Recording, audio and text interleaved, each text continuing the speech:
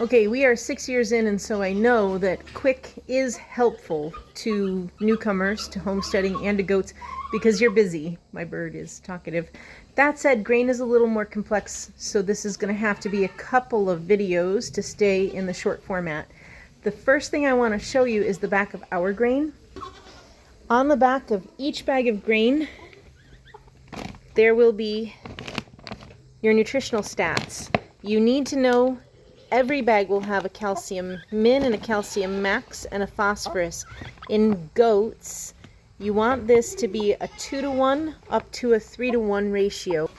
So we've discussed that in other videos, but I bring that up because a lot of people say that they're not giving their bucks grain, and yet they'll then report that they're having urinary calculi. Thus far, because as I've said, there's other causes for urinary calculi, we're fortunate we've never had them, and I do attribute that in part to paying attention to calcium to phosphorus ratio. Really closely paying attention to that, because we do feed grain. Our bucks got too thin. What I found, because a lot of people, no grain for bucks, and then they're recommending things like black oil sunflower seed, beet pulp, alfalfa pellets.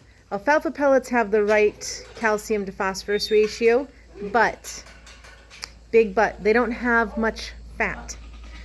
So on that alone, because one of our bucks greatly prefers alfalfa pellets, on that alone, he was still getting skinny.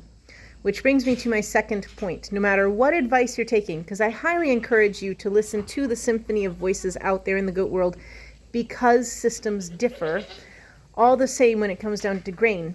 Trust your fingers.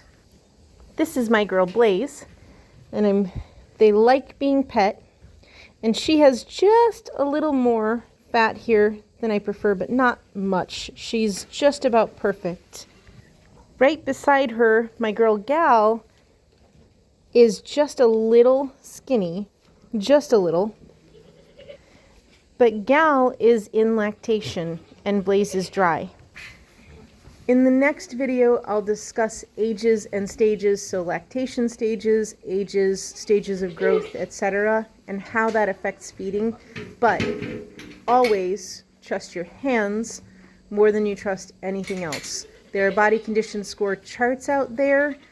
Learn them when your goats come home. Spend the first week running your hands on their ribs at least daily, several times a day if you can, because you'll get a real feel for it that way. That's the most important step to how much to give them.